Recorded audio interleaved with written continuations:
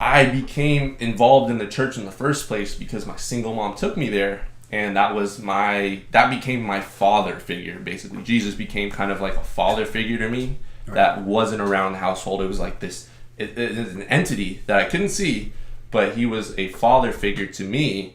And like so many other young guys out there, I've noticed that Jesus takes on the role of the single mother being the father. Jesus becomes the father for the single mother.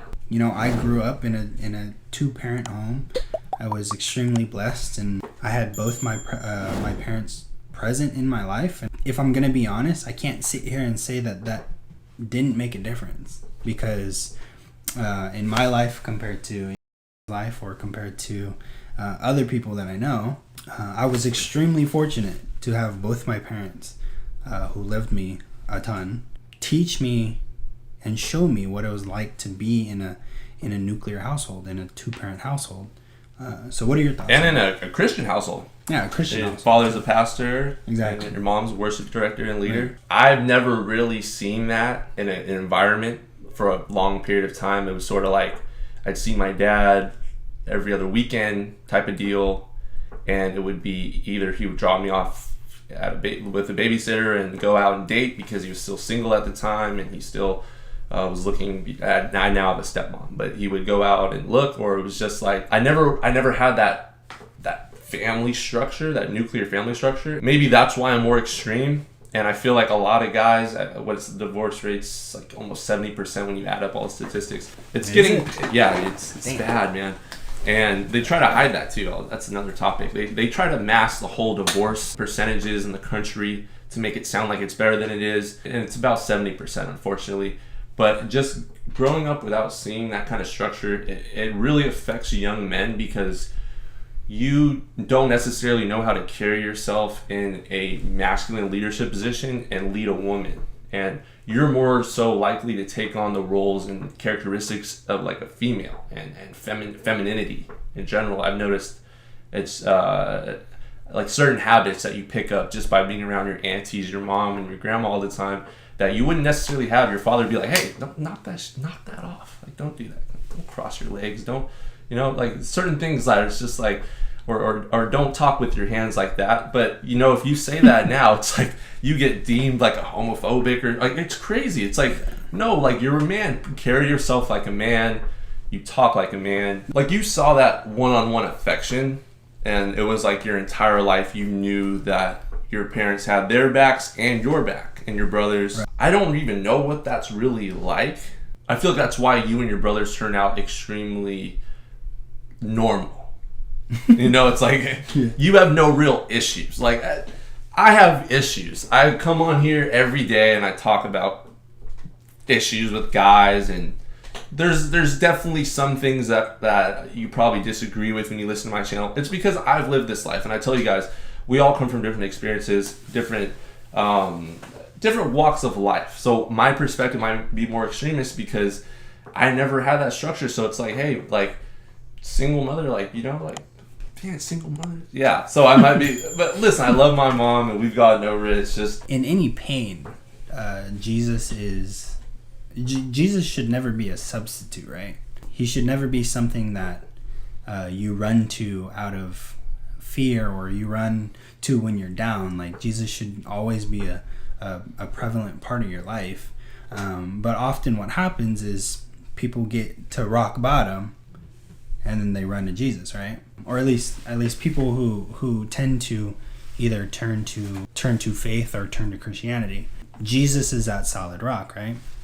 And I think that was definitely like abundant in my household, like with my brothers, with my parents, with my dad. Like I was never taught that like emotions were bad or emotions were weak, because my dad wasn't emotional, but he would show emotions in a very healthy way, in order to teach that we all have emotions. We all go through either temptations, not temptations in a bad way, but like having to choose between one or the other, having to choose between right or wrong. I felt like that was like a core structure in my house. So yeah. And you looked up to that, and you were like able to see like, hey, like that's what I want to be like, kind of like, or that's how I want to lead my potential household one day.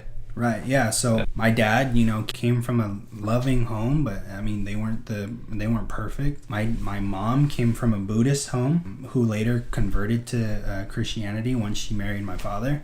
And so I have these two extremely powerful testimonies mashed together, and then they created me and my two brothers. Both of my brothers are older than me, and so I had my parents to teach me, and I had my two brothers who I could watch and maybe see the mistakes that they made, or watch them make the right decisions, and I could learn from it. So now, me being the youngest, I have the best of my parents, I have the best and worst of my brothers that I can take and that I can learn from. My mom did remarry, so it's like I did have a stepfather in the household. There is a biological difference between a father and a stepfather, and I think society has tried to normalize it, like, oh, there's still a father in the household, and oh, just because he's not your biological father, there's still a masculine figure in the household.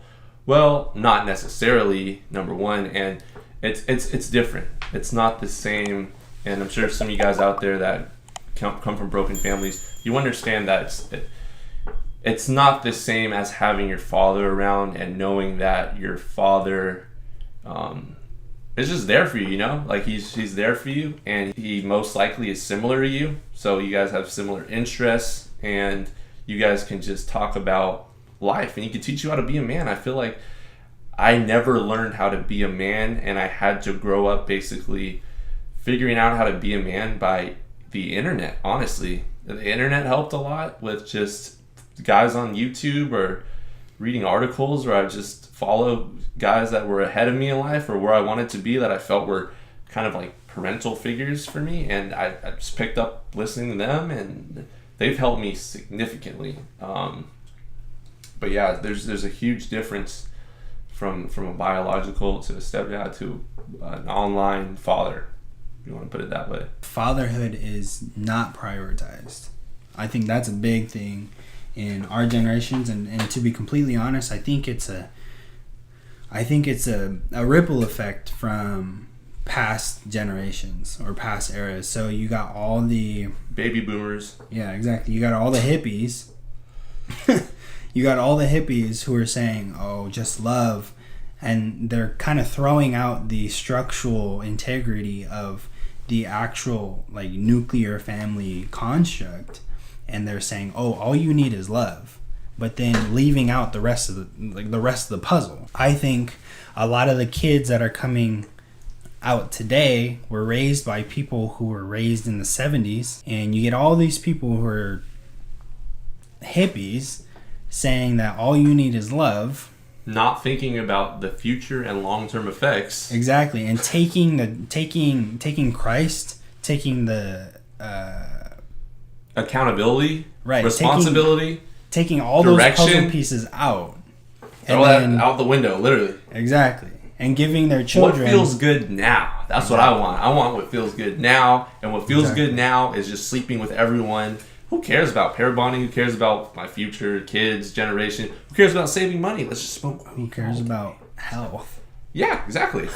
The majority of homeless people are baby boomers too. So it's like they weren't thinking clearly, and they had such a good example in front of them with the generation. I think it's the silent generation, or the greatest generation. The greatest generation was right before them, and these guys were tough. Like World War II, they knew their heads were on straight, and they gave them No, maybe they didn't give them the right direction, but they should have. I think the baby boomers should have looked at the greatest generation and taken some of their playbook, because they completely just threw it out the window. And then now what we see is the ripple effects of it years later, and each generation now has progressively gotten worse, and it's going to continue to get worse. You thought the millennials were bad, now Gen Z we're seeing is just as bad, if not even worse than the millennials. It's like, where does it end? The centennials, or how are they going to be? They have Instagram thrown in their face, and now TikTok, and all these movies coming out now. Everything's okay. Everything's free love still.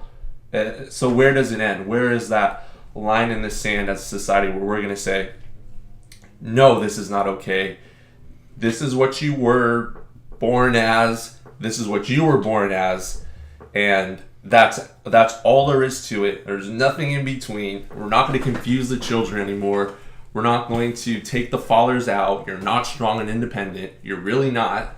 All right? The government doesn't count as a father. The government's not your father figure. Yes, they tried, but we see how that's turned out. All right? They try to replace fathers with the government and welfare and food stamps, and we see how bad it's just turned out. I mean, it's just it's sad to see. It's really sad to see. And that's really one of the main reasons I try to talk about it and bring it up all the time, because it's like seeing a slow train wreck or a slow car accident, and just I'm not going to stand by and just watch it. Yeah, I might watch it, but I want to say, hey, be careful, like that you're going to die. Like the train's coming towards you. Get out of the way.